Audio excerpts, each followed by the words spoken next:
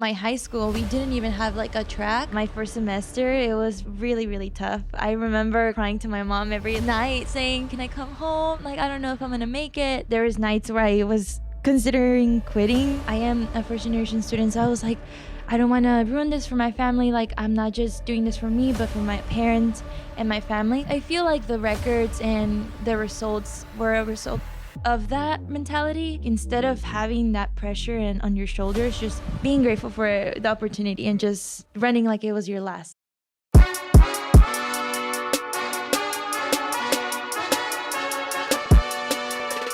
Welcome to the Winners Club podcast. I'm your host, Bryce Wilson, and today I'm here with D1 track athlete Valery Tobias.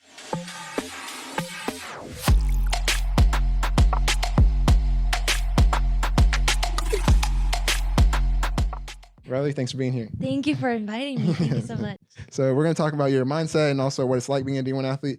But before we do that, I'd like to hear about your journey to become a D1 athlete. So where are you from and who are you as an athlete growing up? I'm from McAllen, Texas, but I basically grew up in Mexico. Coming to the United States to middle school and high school, that's when I first started to learn more about running and track and field, cross country, because I never heard about it when I was in Mexico. My coaches, I remember they saw me running a mile and they're like, at first they told me that I was lying, that I was like, I was cutting or something. So that's when they invited me to do cross country, and if I was interested in running, maybe. In high school, they reminded me like, you can do this in college if this is what you want to do for for a longer time, if this is what you really like.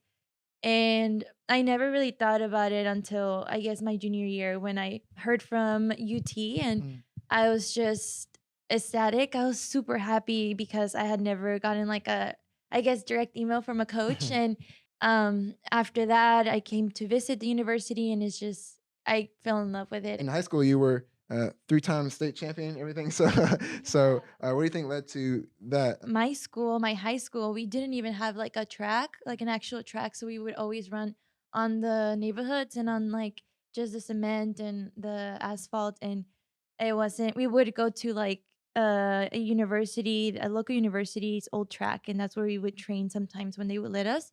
But I feel like it was a lot of like discipline within myself. I feel um, also that the support my parents poured over me and my coach, they believed in me so much. And I feel like if it wasn't for that, I wouldn't have continued in college at all. Why do you like running? I know it's a lot of, you have to put yourself through a lot of pain. So how'd you start liking it, and why do you like it now? I'm not gonna lie, I really like how I felt to win.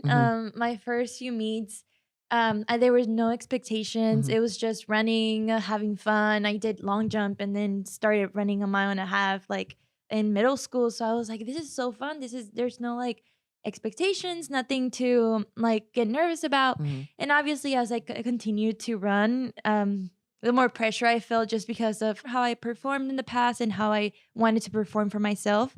But I think like with that pressure comes like excitement too, the adrenaline. It just feels great whenever you cross the finish line and you look over and you see a time that you're very proud of. Right. There was a time where obviously I did not feel like I was in love with the sport because of so many expectations and just like a lot of pressure on my shoulders. But um I was able to overcome that, and in college it just became like a click or just a reset button and start over again. It was difficult at the beginning, but once you started winning, then it got better. Yeah. Yeah. Yeah. So leading up to getting recruited and going to D1 to UT, what was the recruiting process like? I remember I was really considering staying home. So our local university is UTRGV, which is like affiliated with UT.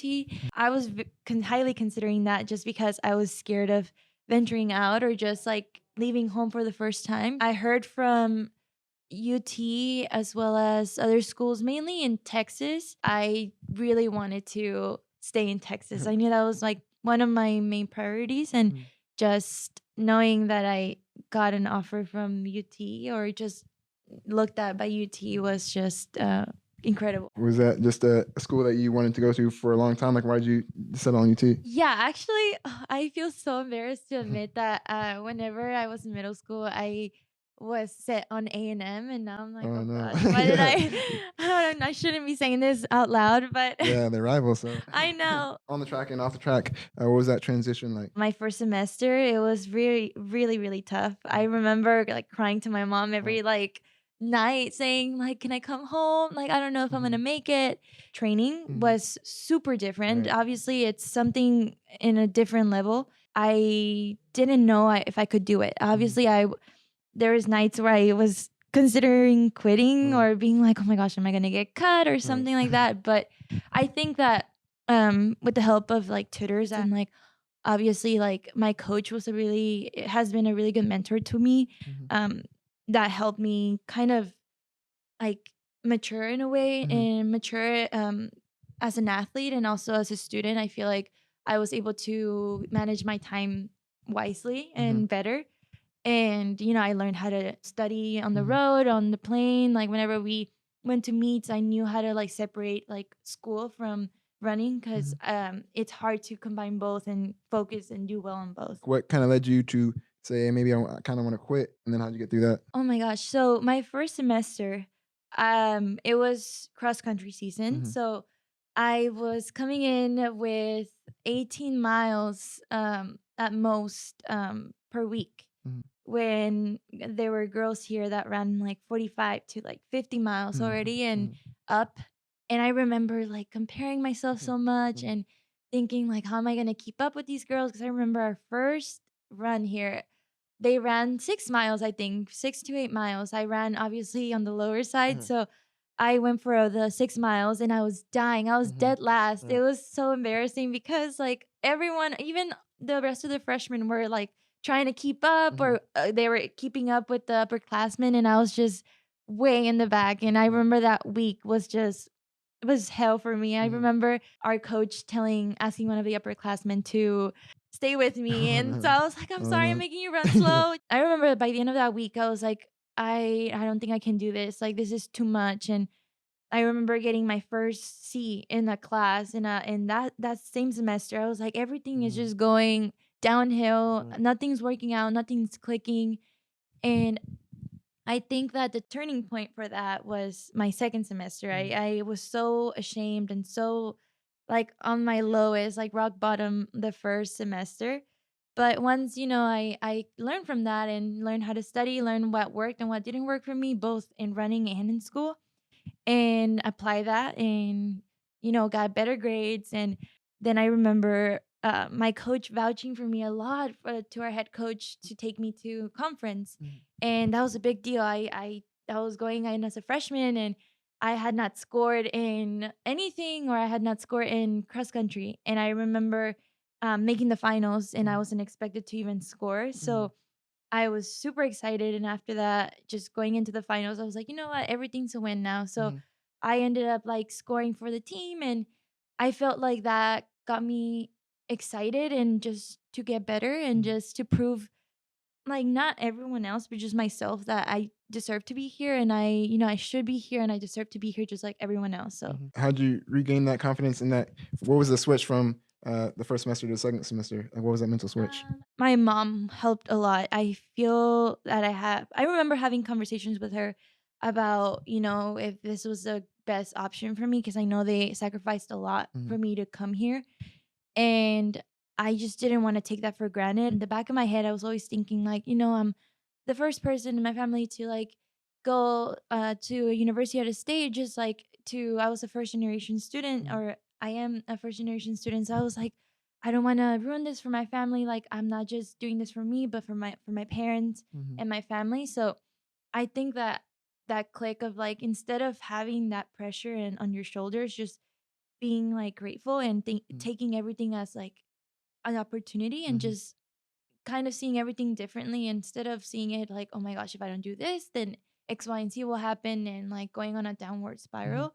I started thinking just I guess more positive and just like uplifting, just thinking, you know what, like you're here. Look what you did. I know it's not your best, but you have 3 more years or 4 more years to, you know, better yourself and Mhm. just kind of being grateful. Changing your perspective from not being thinking of the negative things that can happen, Yeah. but just all the positive. Yeah, yeah. I'm like, you're a freshman, you're starting, and you're setting the bar and then you can go, there's only one way to go up from Right. here, Exactly. up. And that's what you did because Hmm. later on you were able to you broke the 800 meter and 1000 meter UT record, and I think it's a Mexican indoor record, right? Yes, so, yes, it so what do is. you think led to you going from where you were and to breaking those records? My coach always told me not to think of myself as a freshman when Mhm. I was a freshman, and to just push myself.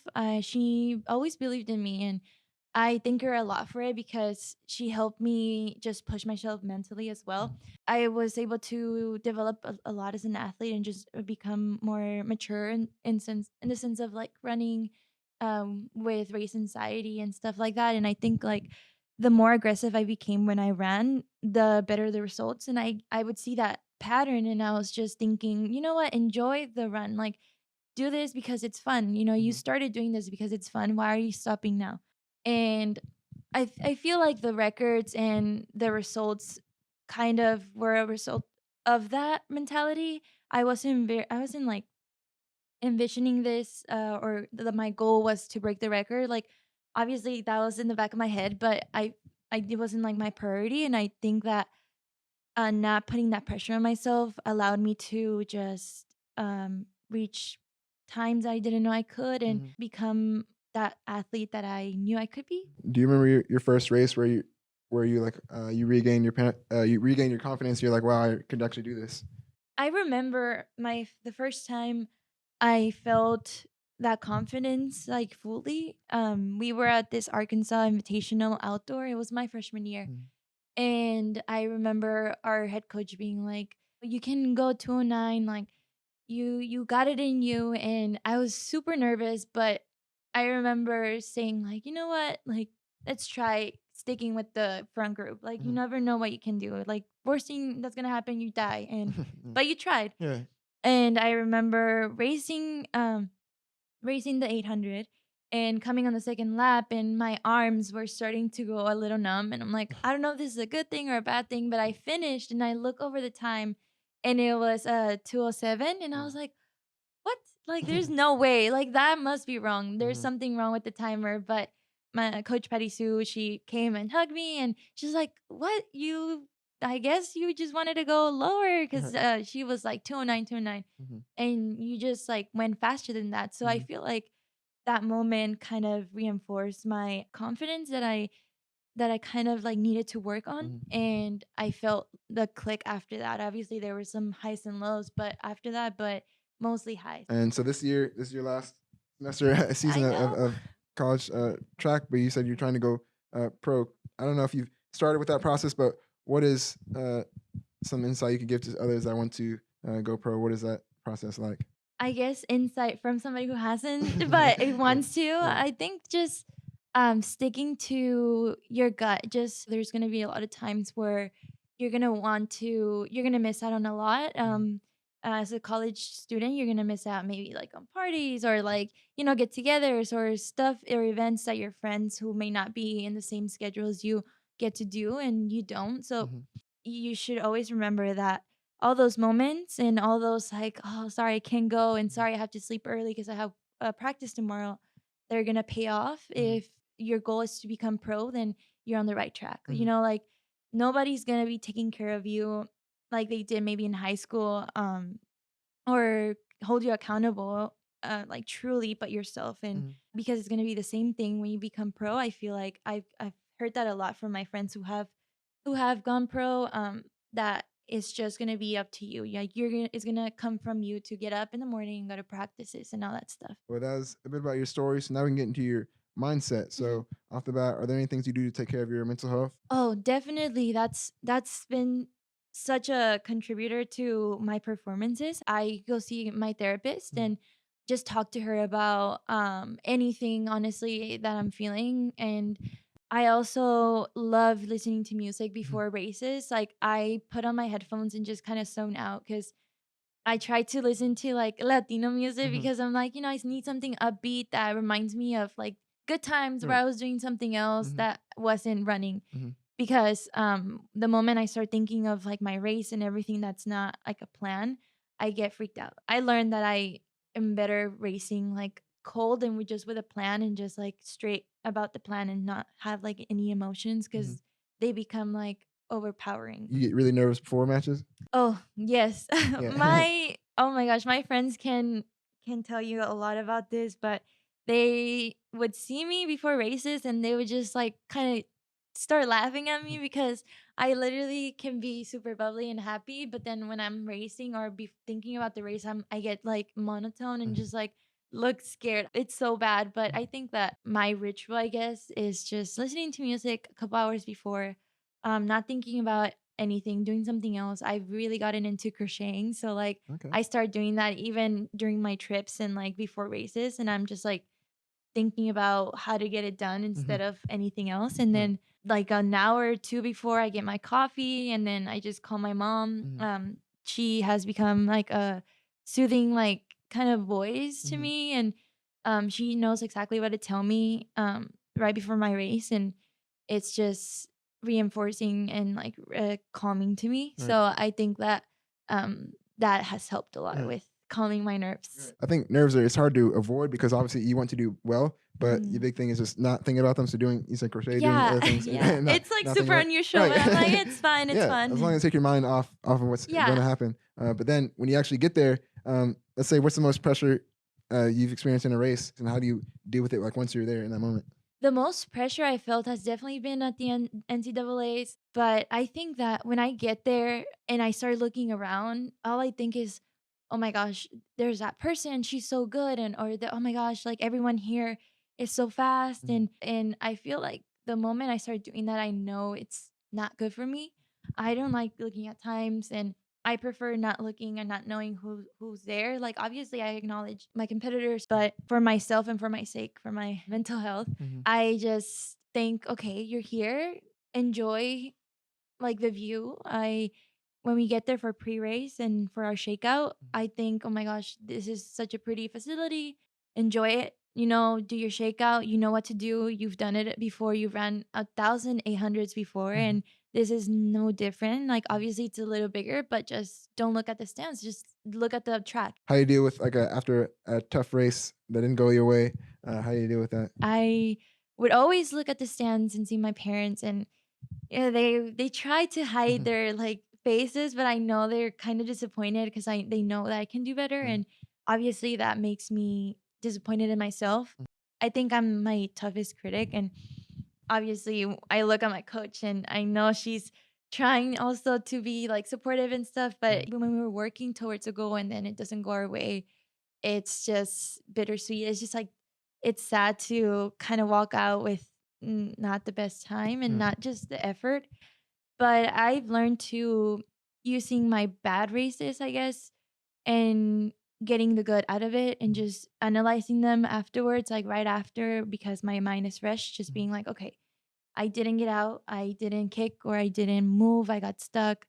And just taking those pieces and like working to the next race and Mhm. just moving forward. I feel like that's the best way to I can look at it Right. because it already happened. I Right. can't do anything about it Right. anymore.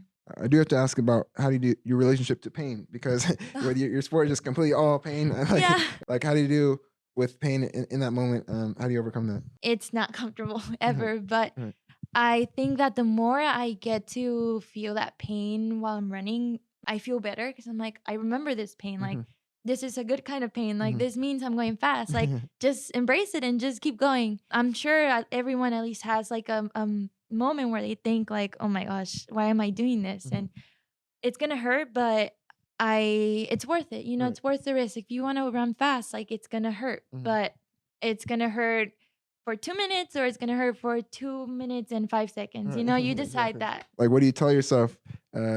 Some type of encouragement. You know, it's gonna hurt. How do you tell? What do you tell yourself in that moment? And I focus on my arms. I'm like, okay, just move your arms quick, quick, Mhm. quick. I know it hurts, but you're almost there. I just think of, look, 10 meters and just speed up Mhm. for those 10 meters. And then Mhm. when I get there, I'm like, all right, now from here to that pole, just Mhm. go, go, go. Like kind of give myself little points Mhm. to go to. And that way I shorten the pain Right. or Exactly. trick my Yeah. myself to just Mhm. not think of like, oh my gosh, you have 300 meters to go. Instead, you have 10 meters and now you have 20 meters and Mhm. now like let's open up in here at 10 meters Mhm. more.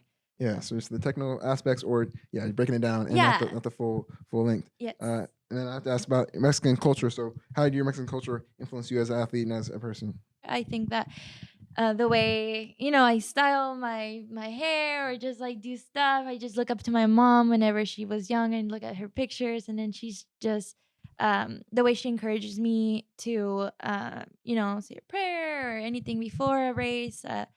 Also the way she encourages me to be like, you know what, like you can be the first Mexican athlete to do this or Mhm, so. You can represent Mexico, and that would be a great accomplishment for you if you really want to do that. And I really thank her and my family for always being so supportive, and just also the opportunity I had to train a little bit in mhm, Mexico or in high school, and just the facilities that they had it.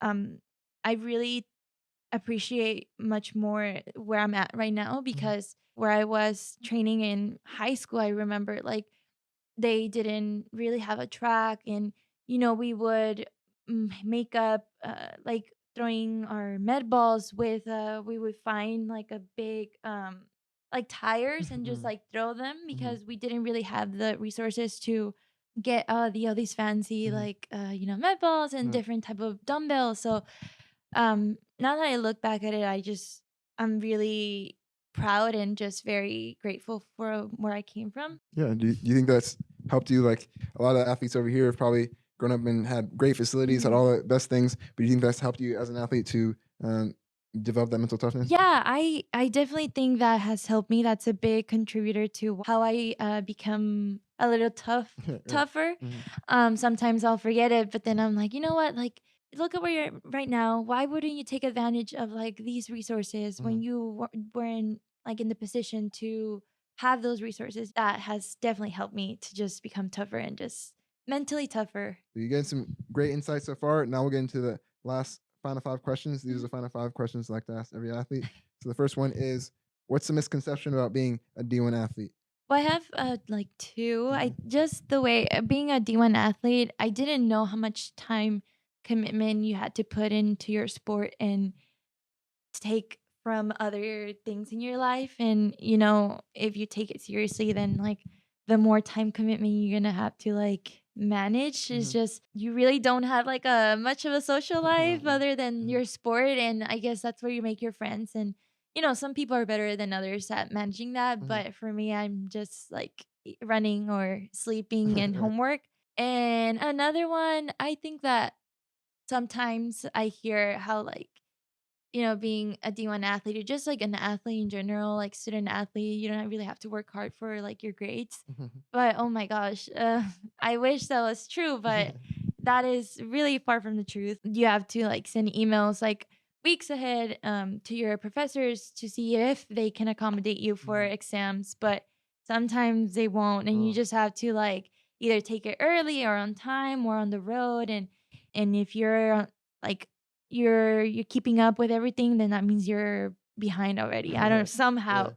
Yeah, But I think that that's another one that yeah. I was like that gets me mad when I hear Right. it. What's the worst conditioning workout of your career? Oh I know my you've had gosh. a couple because you did indoor, outdoor track, cross country.